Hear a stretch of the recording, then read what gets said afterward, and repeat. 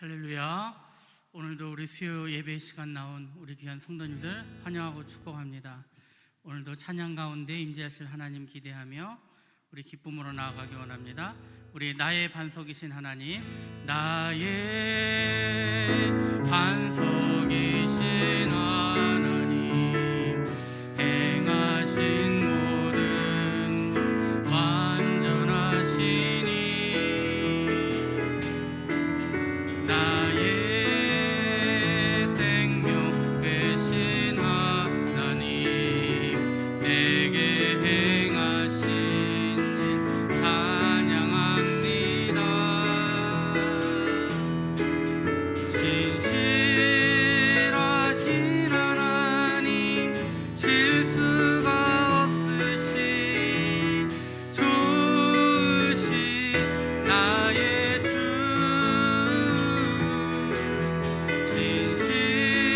신실하신 하나님, 실수가 없으신 좋으신 나의 주, 나의 반석이신, 나의 반석이신 하나님, 행하신 모든 것 완전하시니 나의 생명 되신 하나님, 내게 행하신 일 찬양합니다.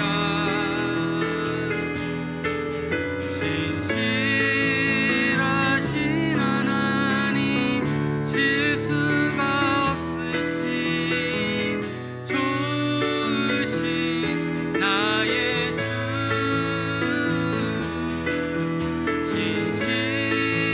신실하신 하나님, 실수가 없으신 좋으신 나의 주 하나님, 독생자 예수 날 위하여 오시었네. 내 모든 죄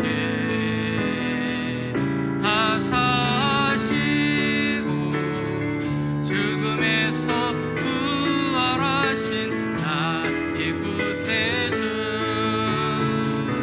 살아계신 주, 나의 참된 소망, 걱정 근심 전혀 없네.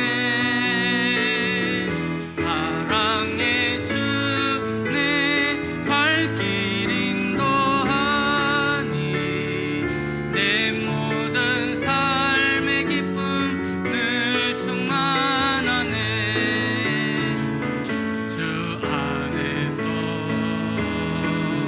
거듭난 생명 도우시는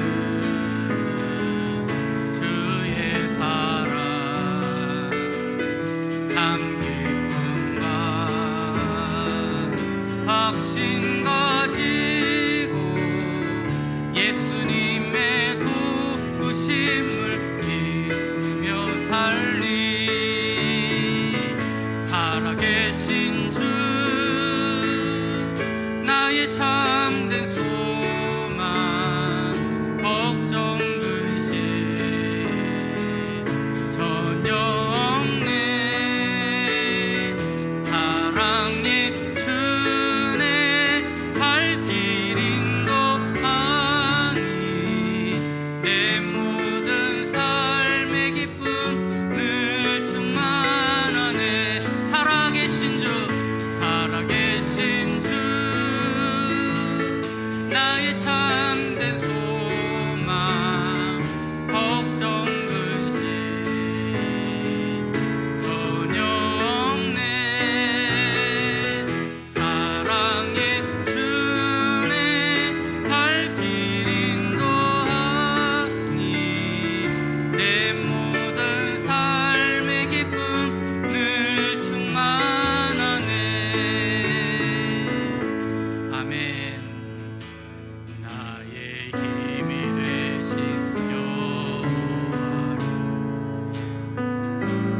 내가 주님을 사랑합니다. 주는 나의 반석이시며 나의 요새시라.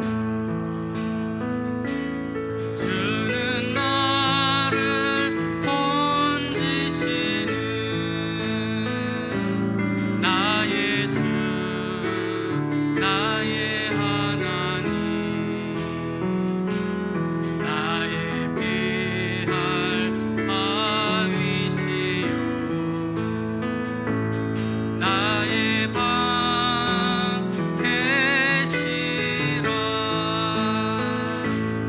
나의 하나님,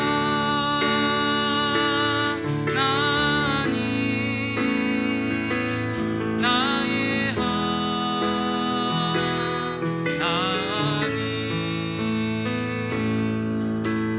구원의 뿌리시요, 나의 산성이라.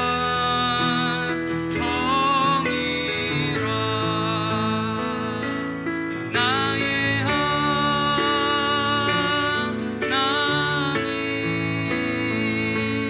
나의 하나님,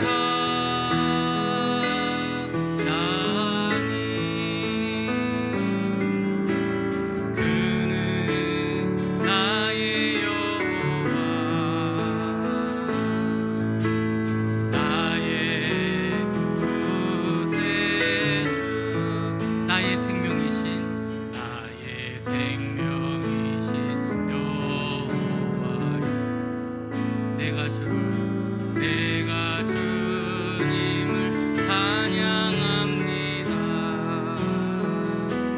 주는 나의 사랑이시며 나의 의지시라. 주는 나를 이끄시어 주의 길 인도하시며 나의 생의 목자 되시니 내가 따르리라.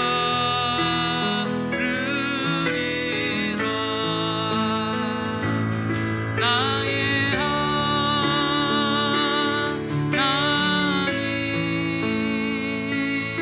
나의 하나님, 생명의 면류관으로 내게 씌우소서.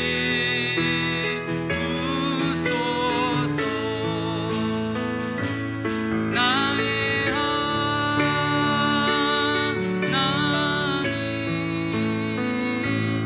나의 하나님, 그는 나의 여호와, 나의 구세주. 아멘. 우리 이 시간 잠시 기도하며 나아갑니다. 우리의 생명이 되시고 구원자 되신 하나님, 오늘도 우리의 마음을 어루만져 주시고 이 예배의 시간들을 통하여 우리의 심령을 회복하여 주옵소서. 성령으로 충만케 하여 주시고 은혜 받게 하여 주옵소서. 우리 잠시 기도하며 나아갑니다. 주님 도우시고 역사하여 주옵소서. 성령으로 충만케 하여 주옵소서. 온전한 예배 하나님 앞에 드리게 하여 주옵소서.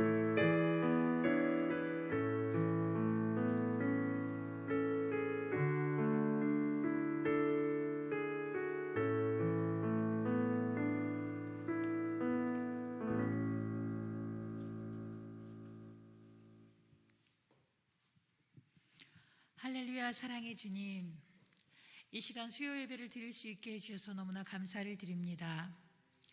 하나님은 영이시니 예배하는 자가 영과 진리로 예배할지니라. 아버지여, 이 시간도 우리에게 그리스도의 보혈로 정결하게 하여 주셔서 주님 부어주시는 성령으로 거듭나서 주님께 온전히 예배드릴 수 있게 하옵소서. 우리 안에 정한 마음을 창조하시고 정직한 영으로 새롭게 하여 주옵소서. 우리의 영을 맑게 씻기시며 말씀의 빛으로 우리를 비추사 우리의 어두움이 드러나게 하시고 우리 안에 있는 돌덩이들과 가시덤불들을 고치시고 회복시키시며 우리의 상처들을 치유하여 주옵소서. 그리하여 우리 자신이 십자가에서 예수와 함께 죽었음을 깨달아 알게 하시고 주님과 함께 부활하여 오직 예수 그리스도가 우리 안에 계시는 새로운 삶을 살아가는 하나님의 자녀임을 밝게 알게 하여 주옵소서. 우리의 생명 되시는 주님, 우리 삶의 주인이 되어주시는 주님, 우리 교회의 머리가 되시는 주님, 여기에 모인 우리가 주님께서 우리 안에 계시고 우리가 주님 안에 있는 온전한 삶을 살며 주님께서 임재하시는 하늘나라를 이 땅 가운데 증거하는 증인의 삶을 살게 하옵소서. 살아계신 하나님, 온 나라와 세계와 열방과 우리나라와 민족 그리고 우리 교회와 함께 사역하는 모든 사역자들과 성도 위에 우리 하나님 아버지의 이름이 거룩히 여기심을 받으시옵소서. 새 영을 너희 속에 두고 새 마음을 너희에게 주되 너희 육신에서 굳은 마음을 제거하고 부드러운 마음을 줄 것이며 또 내 영을 너희 속에 두어 너희로 내 율례를 행하게 하리니 너희가 내 규례를 지켜 행할지라. 아버지여, 너무나도 혼탁하고 어려움이 많은 이 시대에 오직 성령님의 임재하심으로 온 열방의 사람들이 주님을 알게 하시고 하나님의 공의로움을 나타내셔서 아버지의 나라에서 참 자유함과 평강을 누리는 하나님의 백성들이 되게 하옵소서. 하나님이 지으신 세상과 자녀들을 향한 아버지의 뜻과 계획이 온전히 이루어지기를 간절히 소망합니다. 우리 교회와 성도들을 향한 아버지의 소망이 온전히 이루어지시기를 간절히 기도합니다. 아버지여, 홀로 영광 받아 주옵소서. 감사드리고 예수님의 이름으로 기도합니다. 아멘.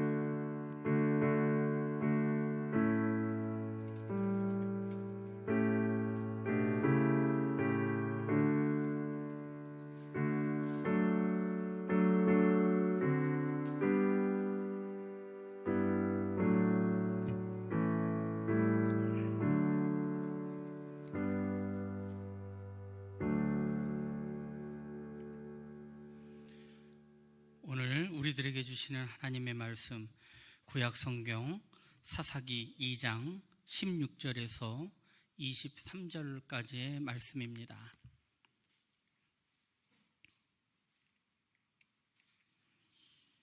구약 성경 363면에도 있습니다. 사사기 2장 16절에서 23절까지의 말씀을 읽어드리겠습니다.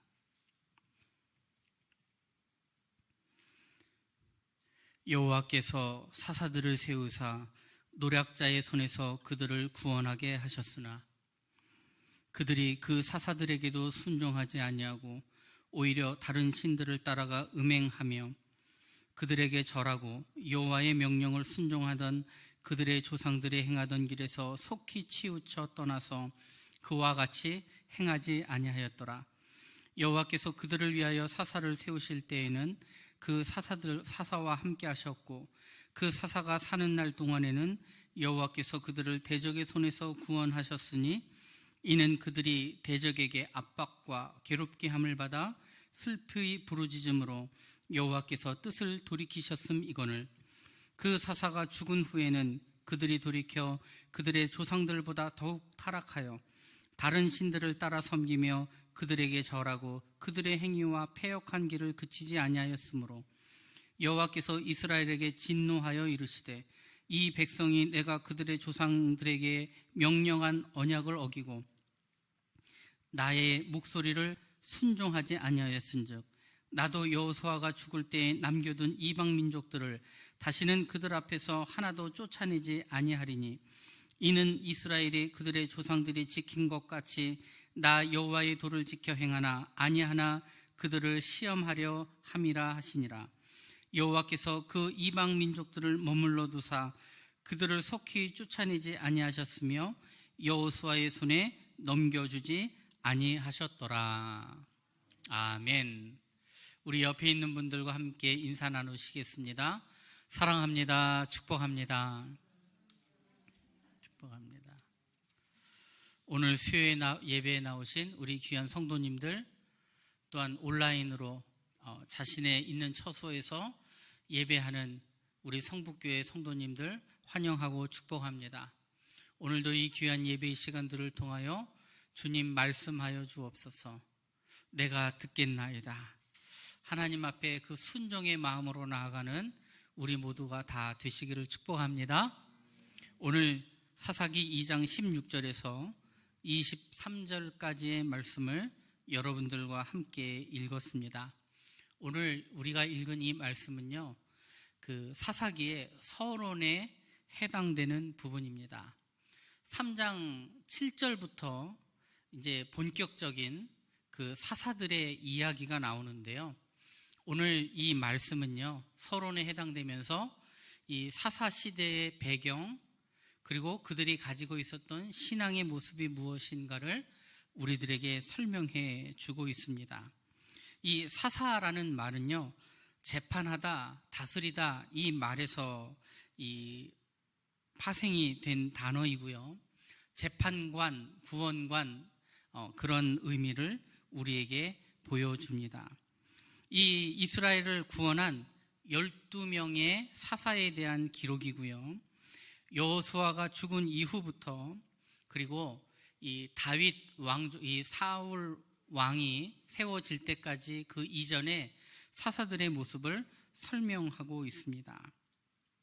그런데요, 우리가 이 사사기에서 중요하게 알 수 있는 신학이 있는데요, 하나님의 사랑과 공의가 함께 드러나고 있으면서 우상 숭배의 죄에 대한 하나님의 징벌을 강조하면서도, 그럼에도 불구하고 하나님의 사랑이 이스라엘의 배교와 배반에 상관없이 끊임없이 순환되는 중에 용서하고 은혜를 베풀어주고 있음을 우리에게 보여주고 있는 것입니다. 사실 여호수아 이 책이 그 승리의 기록을 담았다면, 불행하지만 사사기는 실패의 기록들을 담은 책입니다. 불순종을 담은 책이고요, 하나님을 떠난 이스라엘 백성들의 모습을 표현한 책입니다. 여호수아가 죽기 전에요, 자신은 오직 여호와만 섬길 것이다 이렇게 말하고, 백성들 또한 그 여호수아의 다짐과 그 믿음을 따라 오직 여호와 하나님만을 섬길 것이라고 맹세했습니다. 여호수아는 그들이 하나님을 잘 섬기면 복을 받고 하나님을 떠나가면 벌을 받는다, 징계를 받는다, 저주를 받는다 이렇게 이야기를 했습니다. 이스라엘 백성들이 하나님을 떠나서 이방 여인들과 결혼하고 이방 신을 섬기게 되면 하나님께서 이방 족속들을 가나안 땅에서 다 내쫓지 않고 오히려 그들이 이스라엘의 올무가 되며 옆구리에 채찍이 되고 이스라엘 백성의 눈에 가시가 되게 하겠다 이렇게 경고의 말씀을 한 것입니다. 하지만 여러분들이 아시다시피 여호수아가 죽고 나서 얼마 되지 않아 그들이 너무나도 쉽게 타락의 길을 가게 되었다는 것입니다. 여호수아와 함께 있을 때 그들은 강한 군대였는데 여호수아가 죽자마자 언제 그랬냐는 듯이 그렇게 타락하고 우상을 숭배하고 하나님을 떠나가는 모습들로 전락해 버리고 만 것입니다. 하나님을 인정하고 하나님을 주인으로 모시고 이렇게 출애굽 시절과 광야의 시절들, 그 고난의 시간들을 겪는 데는 참 오랜 시간들이 걸려서 그렇게 믿음을 만들어 온 것인데, 믿음을 잃어버리는 데는 그렇게 오랜 시간이 걸리지 않았다는 거예요. 믿음을 세우는 것이 쉽습니까? 아니면 무너지는 것이 쉽습니까? 여러분 스스로에게 질문해 보십시오. 무너지는 게 훨씬 쉽습니다. 그렇죠? 네. 세우는 데는 오랜 시간이 걸리고 여러 세대가 걸릴 때도 있는데 무너지는 거는 한순간일 때가 얼마나 많은지 몰라요. 그렇게 하나님을 떠나가는 이스라엘 백성들을 보면서 그래도 하나님은 그들을 향한 그 사랑의 마음을 돌이키지 아니하시고 많은 대적들과 압박과 괴로움을 당하게 하시면서 다시금 이스라엘 백성들이 주님께로 돌아오기를 원하고 계셨다라는 거예요. 오늘 14절에 있는 말씀에 보니까요, 이렇게 표현합니다. 여호와께서 이스라엘에게 진노하사, 하나님이 진노하셨다. 그 다음을 보십시오. 노력하는 자의 손에 넘겨주사. 그들이 고난을 당한 것은 그들이 국력이 약해서가 아니라 외교에 실패해서가 아니라 하나님을 떠났기 때문에 하나님이 하나님의 주권으로 그들에게 고통을 주셨다라는 것입니다. 그들이 노략을 당하게 하시며 그들이 힘이 없어 빼앗기고 고통을 당한 것이 아니라 하나님께서 그들의 고통을 허락하셨다라는 것입니다. 왜 그렇습니까? 그들이 다시금 부르짖어 주님께로 돌아오도록 하게 하시기 위해서, 그들을 아직 버리시지 않았기 때문에 그들을 징계하시고 책망하시면서 주님 앞으로 돌아오도록 그렇게 하나님께서는 그 백성들을 사랑하셨다라는 것이죠. 그러니까 그들이 고난을 당하고 학대를 당하고 고통 가운데 있으면서 괴로움이 심했던 그 근본적인 이유는 그 백성들이 조상들이 섬겼던 그 믿음과 신앙을 버리고 그들이 타락했기 때문에 그렇습니다. 그들이 타락하고 자신들의 고통 때문에 그들이 어떻게 합니까? 하나님 앞에 부르짖습니다. 우리가 읽은 18절과 19절에 있는 말씀에 보면 그들이 부르짖었다라는 표현들이 있어요. 하나님께서는 사사들을 세우셔서 그 사사들과 함께 하시고 그 사사들이 살아있는 동안에 대적의 손에서 구원하시고 괴롭게 함을 받아 슬피 부르짖을 때 여호와께서 그 뜻을 돌이키시고 그들을 구원하셨습니다. 그런데 이스라엘 백성들은 그때뿐이었습니다. 자신들이 당하던 압제와 고통이 사라지고 사사가 죽으면 그 전보다 더 타락해서 더욱더 패역하고 악한 길을 갔다라고 성경이 기록하고 있습니다. 결국 그들은 그들의 마음을 하나님께로 돌이키지 않았다, 그렇게 성경이 기록을 하고 있는 것이죠. 인간적으로 생각을 해봐도 그들에게 약간의 양심만이라도 남아있다면 자신들이 고통 가운데 괴로워하고 있을 때 하나님께서 사사를 보내주시고 그 사사들을 통하여 대적들을 물리치시고 그리고 그 나라에 평안함을 주셨으면 어떻게 해야 합니까? 평안함을 누릴 때 감사하고 그들의 죄를 돌이키고 다시는 죄 짓지 않기 위하여 더 노력하고 자신들의 삶을 돌아보는 것이, 조금의 신앙적 양심이 있다면 마땅히 그래야 하는 것이죠. 그런데요, 그들은 압제와 고통이 해결되기만 하면 언제 그랬냐는 듯이 다시금 하나님을 떠나고 오히려 그 이전보다 더 크게 죄를 짓고 더 크게 우상을 섬기고 더 크게 하나님을 떠났다라는 것이죠. 언제든지 자신들이 겪었던 고통과 어려움만 해결되면 금방 안색을 바꾸어 버리는 것이 이스라엘 백성들의 특징이었고요. 죄만은 우리 인생의 본성인 것입니다. 사사기에는요, 아주 중요한 두 절의 말씀이 있는데요. 이 사사기의 맥을 뚫는, 그리고 이 사사기 전체를 대변하는 어떤 한 줄 요약과도 같은 말씀이 두 번이 나옵니다. 바로 사사기 17장 6절하고 21장 25절이에요. 이 두 절은요, 아주 비슷하게 그 문장이 나열이 되고 있어요. 여기에 표현이 무엇입니까? 그때에는 뭐가 없었다고 얘기하죠? 왕이 없었다라고 얘기합니다. 이 사사기가요, 왕정 시대 때 기록이 됐어요. 왕이 있었던 시절에 기록이 되었기 때문에 그 과거의 그 사사 시대에는 아직 왕이라는 게 없었다, 이것을 표현하는 말이기도 하지만요, 여기에는 중요한 신학적인 의미가 있습니다. 그것은 무엇입니까? 하나님이 왕이신데 하나님이 왕이 되지 못하고 각각 자기 스스로가 왕이 되어서 자신의 인생이 주인이 되어서 자기의 뜻과 생각대로, 그리고 타락하고 범죄한 인간의 본성대로 정말 본능적으로 죄를 짓고 살아가는 시대였다라고 설명을 하고 있는 것이죠.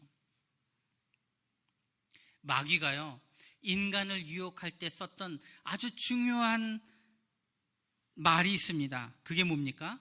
너도 누구처럼 될 수 있다?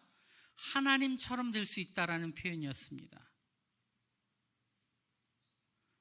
네가 하나님처럼 된다라는 표현은요, 내가 하나님이 되어서 내 뜻과 내 생각과 내 본능과 내 욕심대로 행할 수 있다라는 표현을 담고 있는 것입니다. 통치자가 되고 전능자가 된다라는 의미의 하나님보다 내 삶의 주인이 나라는 얘기예요. 범죄한 우리 인간이 스스로 죄인된 우리가 내 자신의 왕이 되면 죄의 본성에 이끌려 살아갈 수밖에 없는 것이죠. 내가 왕이기 때문에 모든 것을 나에게 맞추려고 하는 것이죠. 이 세상에서 나의 만족과 쾌락과 즐거움을 최우선의 목표로 하고 살아가는 그 인생에 불과하다라는 것입니다. 또한 스스로가 왕이기 때문에 하나님을 왕으로 모셔드릴 수가 없는 거예요. 하나님이 왕이 되시면 나는 그 밑으로 들어가야 돼요. 너무나 마음이 불편하고 힘든 거예요. 내가 내 왕자의 밑으로 내려와서 하나님의 간섭을 받고 살아가야 한다고 생각하는 것이죠. 이스라엘 백성들의 모습은요, 그 당시의 모습을 이렇게 표현한 거예요. 그때는 이스라엘의 왕이 없으므로 하나님을 피하고 자기의 욕심대로 살아가고자 하는 그 모습을 너무나도 잘 표현한 성경 말씀인 것입니다. 우리는 여기서 또한 우리가 읽은 이 본문을 통하여 분명하게 알 수 있는 것이 있습니다. 바로 죄라는 것이 무엇냐라는 거예요. 하나님을 떠나 살아가는 사람들, 그들이 짓는 죄는요, 아주 공통적인 특징이 있습니다. 오늘 본문의 말씀을 통해서 그 뜻을 알아보려고 하면은요, 첫 번째, 죄는 반복된다는 거예요. 온전한 회개와 돌이킴이 없는 죄는 반복됩니다. 잠시 회개하는 신용은 할 수 있어요. 잠시 고통받으면 살려달라고 애원하며 말씀에 순종하는 것처럼 보일 수도 있습니다. 단지 현실의 고통을 피하기 위한 그런 형식적인 회개는요, 죄를 청산할 수가 없는 거예요. 그래서 그들의 죄가 수백 년 동안 반복되었다라는 것이죠. 오늘 우리가 읽은 18절의 말씀에는 이런 표현이 있습니다. 사사들을 세우실 때에는 그 사사와 함께 하셨고, 이게 무슨 뜻입니까? 하나님께서 사사들과 함께 있을 때, 사사들이 있을 때는 그들과 함께 하셨고, 또한 하나님과 함께하는 이스라엘 백성들의 모습이 있었다는 거예요. 즉, 이 말은요, 다른 각도로 쳐다보면은요, 사사가 없을 때는 이스라엘 백성들이 하나님과 함께하지 않았다라는 거예요. 그 말은 여러 명의 사사들이 계속해서 역사의 흐름 속에서 세움을 받고 역사의 길에서 퇴장당할 때마다 어땠다는 거예요? 하나님을 섬기고 반복하는 일들이 끊임없이 반복되어졌다는 것입니다. 수백 년 동안 그들의 죄는요, 반복됐어요. 우리 인간이요, 수만 가지 죄를 짓고 삽니다. 그런데요, 우리가 주목해야 될 것은 죄가 얼마나 다양한 것인가, 이거보다는요, 죄가 얼마나 반복되냐라는 것이에요. 사람들이 짓는 죄는요, 종류가 생각보다 그렇게 많지 않아요. 온갖 죄를 다 짓는 것 같지만 인간에 있어서 그 죄의 심각성은 다양한 죄를 짓는다라는 것보다 어떤 특정한 범죄가, 어떤 사람에게 있어서의 특정한 범죄가 끊임없이 반복된다는 것입니다. 자신의 모습을 보면 됩니다. 내가 얼마나 많은 죄를 짓고 살까 여러분 고민하십니까? 그러지는 않아요. 내가 살아가는 그 환경 속에서 우리의 죄는요, 한정적입니다. 그런데 그 한정적인 죄가 끊임없이 반복되는 것입니다. 회개하였지만 내 육신이 너무나도 약해서 범죄하기도 하고요. 그 회개가 형식적이고 당장의 고통과 괴로움을 벗어나기 위한 그런 의미 없는 외침과도 같은 부르짖음 때문에 잠시 평온할 수 있을런지 모르지만 잠시 하나님이 주시는 그 회복의 은혜를 누릴 수 있는 것처럼 보이긴 하지만 다시금 범죄하고 또다시 범죄하고 인격적으로 주님을 만나지 못하고 형식적인 그런 회개 앞에서는 끊임없이 그 죄가 반복된다는 것입니다. 제가 서론에 얘기할 때 오늘의 본문 말씀은 사사시대 전체를 아우르는 서론과 같다고 얘기했습니다. 이후에 수많은 사사들의 이야기들을 나열하지만요, 거기에 공통적으로 담겨져 있는 것이 무엇입니까? 사사들이 세움을 받을 때에만, 사사들이 전쟁에서 승리하고 사사로 인하여 나라가 평온할 때만 그들이 하나님을 섬겼다는 거예요.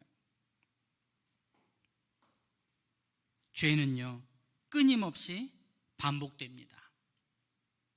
그리고 이 죄의 특징이 무엇인지 아십니까? 바로 그 죄가 반복되어지면서 점점 무거워지고 그 타락의 현상이 점점 하나님을 더욱더 멀리 가며 인간으로서 어떻게 그렇게 악해질까 할 정도로 죄가 무거워지고 커져 간다라는 것입니다.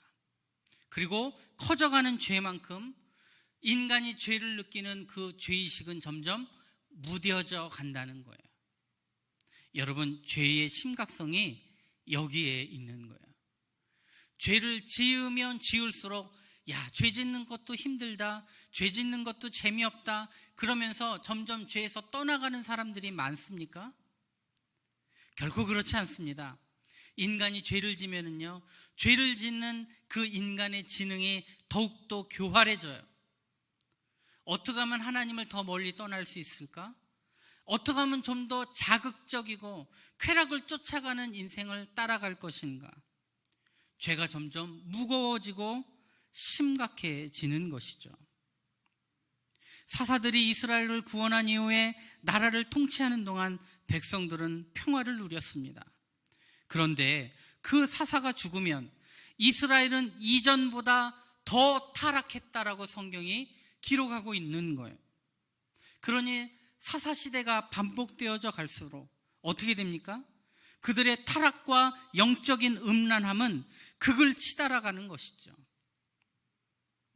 사사기 마지막에 보면은요, 사사들이 아닌 사사가 아닌 다른 사람들의 얘기가 에피소드처럼 두 가지 사건이 기록이 되어 있어요. 근데요, 그 내용들을 보면은요, 어떻게 이스라엘이라는 나라가 이렇게 도덕적으로 종교적으로 타락할 수 있는가?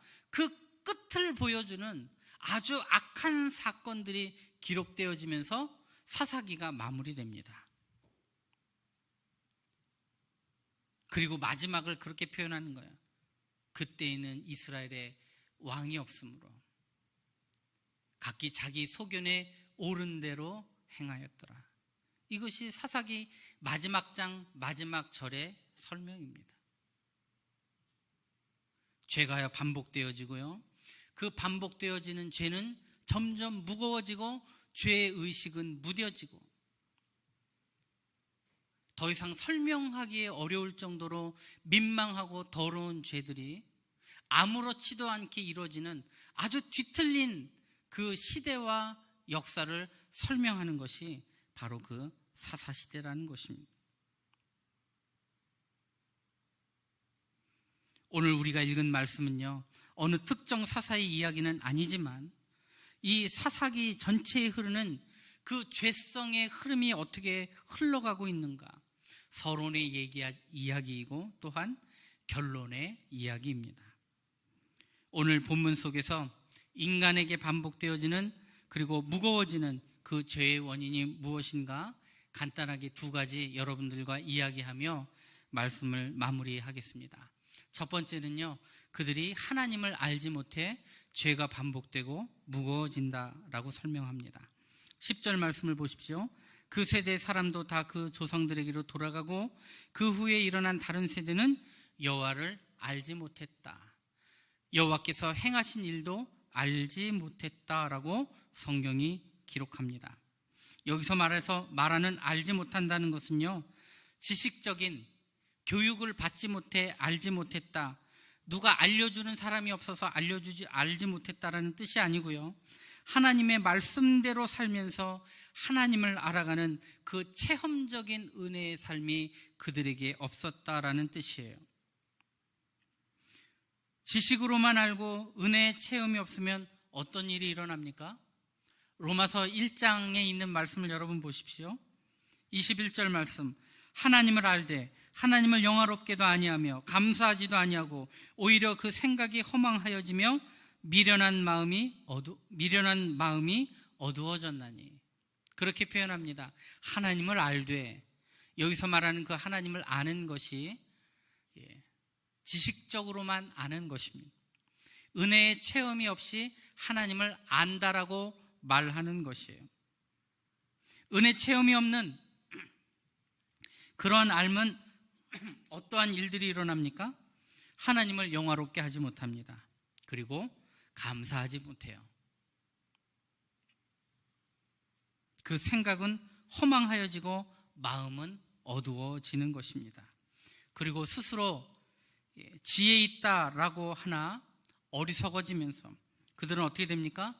하나님의 영광을 우상의 것들로 바꾸어 놓게 되는 것입니다. 로마서 1장 21절 이후에 있는 말씀을 보십시오. 이 누구에 대한 이야기입니까? 여호수아가 죽은 이스라엘에 대한 모습을 그대로 설명하고 있는 거예요. 사실 로마서 1장에 있는 말씀이 그 여호수아 이대의 시대를 설명하는 말은 아니에요. 그런데 아주 정확하게 일치하고 있습니다. 하나님을 알지 못하는 세대. 여호수아라는 뛰어난 지도자 밑에서 그들은 그 영광과 은혜를 누리고 있었던 사람들이에요. 그런데 그 믿음과 신앙이 온전하게 그들의 삶 가운데 젖어들지 못했다라는 것입니다. 당시 이스라엘 백성들은 형식적으로 지식적으로는 하나님을 알았지만 은혜로운 그 은혜의 마음으로는 알지 못했어요. 하나님의 권위를 인정하지 않았습니다. 하나님의 주인 되심 앞에 순종하지 않았습니다.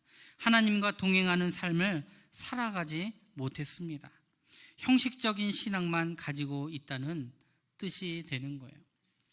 호세아 4장 6절에 있는 말씀에 보면 내 백성이 지식이 없어 망하는도다, 그렇게 표현을 합니다. 어떤 지식입니까? 하나님을 경외하며 겸손히 섬기는 그 참된 지식이 그들에게 없었다라는 거예요. 그토록 하나님이 동행하심 가운데 그들이 그 어려운 난관들을 헤치고 하나님이 약속해 주신 축복의 땅까지도 들어갔는데 아쉽지만 안타깝게도 그들에게는 하나님을 아는 지식이 없었다라는 거예요. 하나님이 없는, 그 참된 지식이 없는, 은혜 체험이 없는 그런 신앙을 겨우겨우 형식적으로 유지하다 보니까요, 이 사사기에 있는 그 반복되어져 가는 말씀 가운데 어떤 표현이 있냐면 그들이 하나님 앞에 고통당할 때 부르짖었다라는 표현이 있어요. 오늘 우리가 읽은 2장 18절 말씀에도요, 그들이 대적에게 압박과 괴롭게 함을 받아 슬피 부르짖음으로 고통을 당하니까 하나님 앞에 부르짖습니다. 사사기 4장에 있는 말씀에 보니까요 20년 동안 이스라엘의 자손을 심히 학대하였으므로 이스라엘 자손이 여호와께 부르짖었다. 학대당할 때 하나님 앞에 부르짖습니다. 사사기 6장에 있는 말씀을 보십시오. 이스라엘이 미디안으로 말미암아 궁핍함이 심한지라 이에 부르짖었더라. 고통을 당하면 반자동적으로 하나님 앞에 떼쓰는 것입니다. 기도지만 사사기에 나와 있는 부르짖음은요, 하나님을 온전히 찾는 참된 회개의 부르짖음이 아닙니다. 그걸 어떻게 알 수 있습니까? 그렇게 부르짖어서 하나님의 은혜를 구하면 다시 이전으로 돌아갈 수 없죠.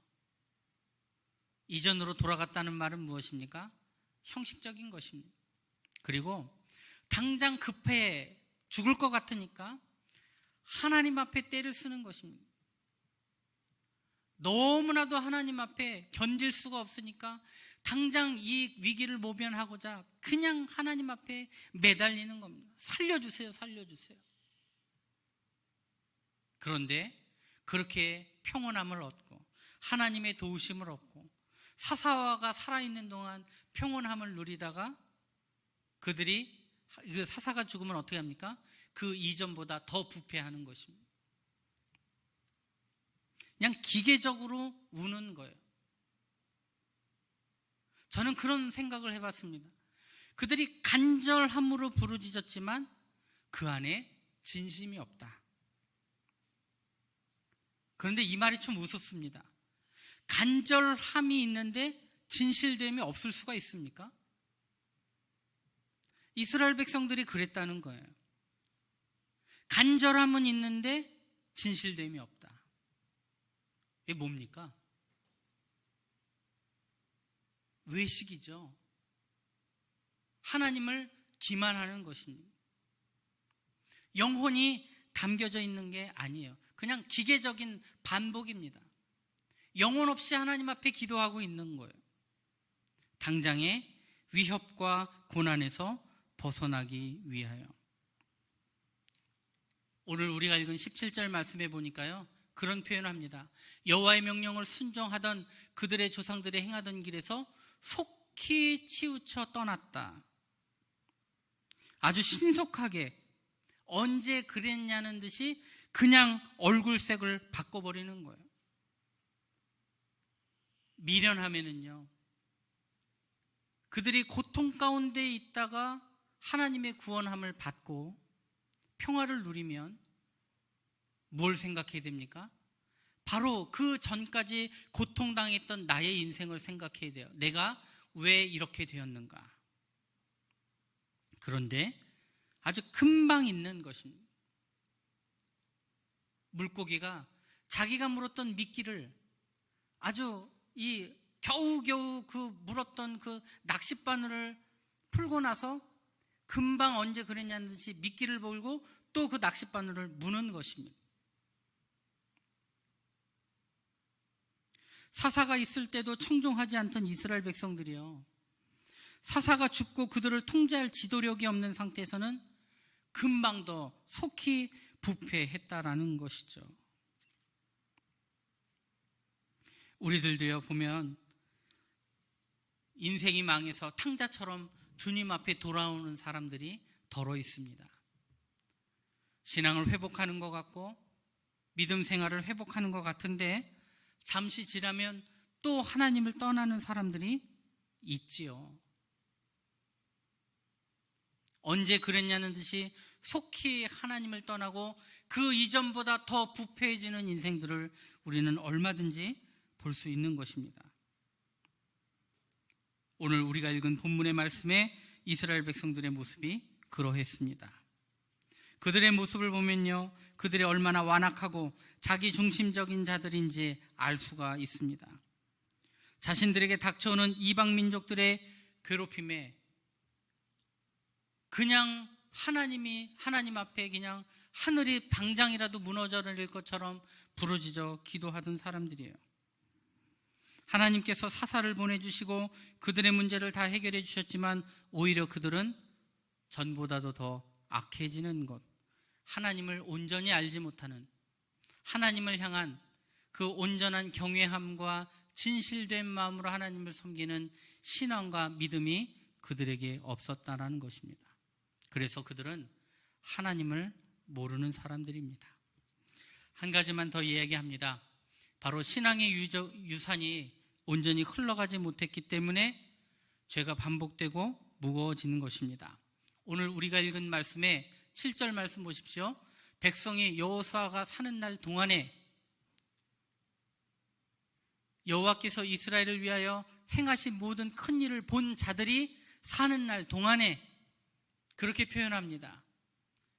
하나님의 놀라운 역사들을 눈으로 목도한 사람들은 그러하지 않았어요. 그런데 그들이 없으면 어떻게 됐습니까? 다시 이전으로 돌아갔다는 거예요. 10절 말씀 보십시오. 그 세대의 사람도 다 그 조상들에게 돌아갔고 그 후에 일어난 다른 세대는 여호와를 알지 못하여 그 이후 세대에 그 믿음의 유산이 흘러가지 않은 것입니다. 사실 그 시대의 사람들이 누구입니까? 출애굽 이후에 그 광야길 가운데서 태어났던 출애굽 2세대들입니다. 여호수아 갈렙 이외에 그 이전에 출애굽 1세대들은 다 광야에서 죽었지 않습니까? 그러니까 광야에서 태어났던, 그러니까 나이가 40이 되지 않았던 젊은 사람들이 이제 주축으로 이제 출애굽 2세대가 요단강을 건너고 가나안 정복 전쟁을 한 것이 아닙니까? 그런데 그 시대 가운데 그 이전에 있는 성경 말씀으로 돌아가 보면은요, 여호수아 4장으로 한번 가봅니다. 여호수아 4장에 보면은요, 길갈에다가 기념비를 세웠던 기록이 있습니다. 거기에 이렇게 표현합니다. 21절 보세요. 이스라엘 자손들에게 말하여 이르되 후일에 너희 자손들이 그들의 아버지에게 묻기를 이 돌들은 무슨 뜻이니까 하거든 너희는 너희의 자손들에게 알게 하여 이르기를. 즉 돌들이 세워져 있으니까 아버지 이게 도대체 뭐예요? 라고 물어보면 알게 하라는 것입니다. 무엇을 알게 해야 됩니까? 권능의 하나님, 능력의 하나님께서 행하신 놀라운 이적을 알게 해야 됩니다. 하나님께서 선택하여 부르신 이스라엘 백성들을 사랑하시고 구원하셨다는 그 놀라운 기록들을 그들이 기억해야 하고 그것을 알려야 되는 것입니다. 불순종과 원망으로 광야를 방황하며 심판받았던 이스라엘의 과거를 잊지 않을 것을 알려야 됩니다. 너희는 너희 자손들에게 알게 하여 이르기를 이스라엘이 마른 땅을 밟고 이 요단을 건넜습니다. 과거 홍해바다를 건넜던 것처럼 그들은 강물의 바닥을 밟아서 하나님이 약속해 주신 그 가나안 땅까지 들어온 것입니다. 너희 하나님 여호와께서 요단물을 너희 앞에서 마르게 하사 너희를 건너게 하신 것이 너희 하나님 여호와께서 우리 앞에 홍해를 말리시고 우리를 건너가게 하심과 같았나니 모세와 함께 하시던 하나님이 지금 여호수아와도 함께하고 계신다. 그리고 이는 땅의 모든 백성에게 여호와의 손이 강하신 것을 알게 하며 너희가 너희의 하나님 여호와를 항상 경외하게 하려 하심이라 하라. 하나님을 경외하며 하나님 베푸신 놀라운 이적들을 기억하고 범죄하며 하나님을 떠날 때는 그 백성들을 멸절시키시고 하나님께서 선택하신 그 백성들을 약속하신 땅까지 이끄셔 왔다는 그 놀라운 사실들을 잊지 말라는 것입니다. 여호수아와 함께 했던 그 세대들이 이것들이 온전히 흘러가게 해야 했다는 거예요. 그런데 흘러가지 못했다라는 것입니다. 그 다음 세대가 알지 못했다라고 설명하고 있는 거죠. 이스라엘 백성들이 이 사사시대 때요, 사사로 말미암아 평온함을 누립니다. 온니엘 사사를 통하여서는 그 이후 40년 동안 에훗 선지자가 이 사사가 살아있을 동안에 무려 80년 동안 이스라엘에 평안이 있었습니다. 드보라 시대의 40년, 기드온 시대의 40년, 그 이후에 묻은 수많은 사사들과 그 사사들이 살아있을 동안에 그들이 평온함을 누렸지만 평온함을 누리긴 했지 신앙의 흘러감이 전혀 없었던 거예요. 그러니 세대가 바뀔 때마다 죄가 반복되어져 갔다라는 것이죠. 그것이 사사기의 역사였다라는 것이죠. 그들이 평온함을 누릴 때 자손을 향하여 하나님을 가르치지 못하고 단지 평온함만을 누리며 살았던 것이죠. 여러분, 오늘 이 말씀을 들으시면서 어떠한 생각이 드셨습니까? 우리에게도 그 하나님을 온전히 알지 못하며 하나님을 만나는 그 인격적 체험과 신앙적 체험 없이 형식적인 예배 가운데 의무감으로 또 다른 핑계와 명분으로 예배와 신앙생활을 유지만 해왔다면 금방 위기가 찾아들고 어려움이 있을 때 하나님을 버릴 것입니다. 설사 우리들이 하나님을 찾고 하나님 앞에 부르짖어서 구원함을 얻었다 할지라도 잠시의 평온함을 누리지 못하며 또한 범죄하고 이전보다 더 악했던 과거의 모습으로 우리들도 충분히 돌아갈 수 있는 것입니다.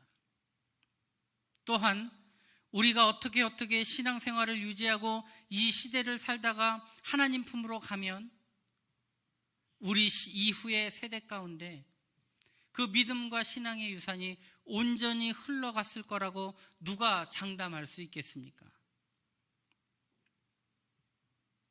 사사시대에 이런 수많은 악순환의 반복을 보면서 우리는 깨달아야 됩니다. 온전치 못한 신앙 언젠가는 무너지고 실패한다. 우리의 세대 가운데 믿음 겨우겨우 지키기만 하면 다음 세대가 또 무너진다. 우리는 생각해 보아야 하는 것입니다.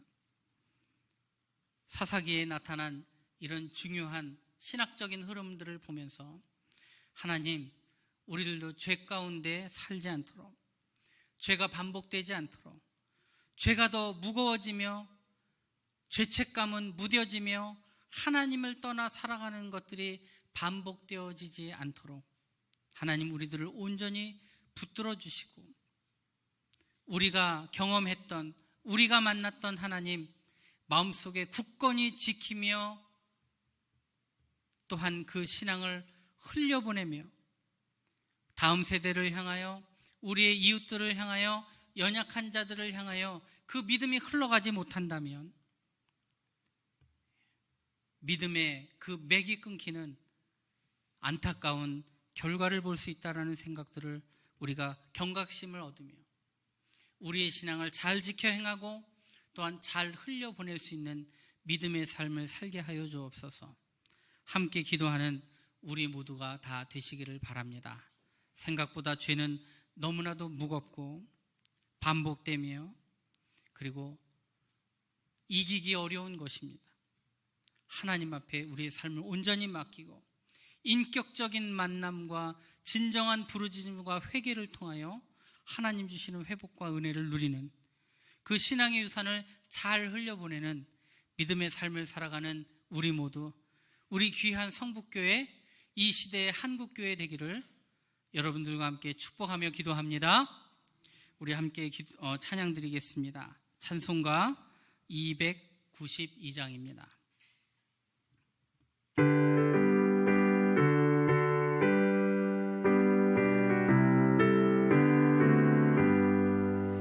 주 없이 살 수 없네 죄인의 구주요 그 귀한 보배 피로 날 구속하소서 구주의 사랑으로 흘리신 보혈이 내 소망 나의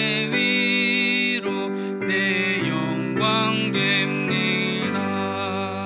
주 없이 살 수 없네 나 혼자 못 서리 힘없고 부족하며 지혜도 없도다 내 주는 나의 생명 또 나의 주님을 의지하여 지혜를 얻으리 주 없이 살 수 없네 내 주는 아신다 내 영의 깊은 간구 마음의 소원을 주밖에 네 알아주리요 내 마음 위로하사 평온케 하시네 주 없이 살 수 없네 세월이 흐르고 이 깊은 고독 속에 내 생명 사나운 풍랑일 때 날 지켜주시니 내 곁에 계신 주님 늘 힘이 됩니다.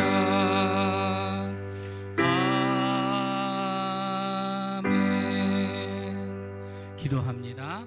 사랑의 주님, 사사시대에 이 수많은 죄악들이 하나님 우리의 죄임을 고백합니다. 끊임없이 반복되어지며 끊임없이 더러워지며 더 깊은 타락으로 젖어들고 마는 그 이스라엘 백성들의 타락이 우리들의 죄입니다. 하나님을 온전히 만나지 못하고 경험하지 못하며 형식적으로 신앙을 살아왔던 우리들의 죄입니다. 나의 신앙 그 유산이 다음 세대를 향하여 우리의 이웃들을 향하여 연약한 자들을 위하여 우리에게 맡겨준 귀한 양들을 위하여 흘러가지 못했던 그 이유임을 고백합니다. 하나님 불쌍히 여겨 주옵소서. 하나님 우리들을 살려주옵소서. 하나님 인도하여 주시옵소서. 우리들에게 주님을 만난 귀한 은혜가 있어서 굳건한 믿음이 있어서 그 신앙의 유산들이 잘 흘러갈 수 있도록 인도하여 주시며 하나님 과거로 돌아가는 더 악해지는 이 더러움 가운데 우리가 살지 않도록 하나님 도우시고 역사하여 주시옵소서.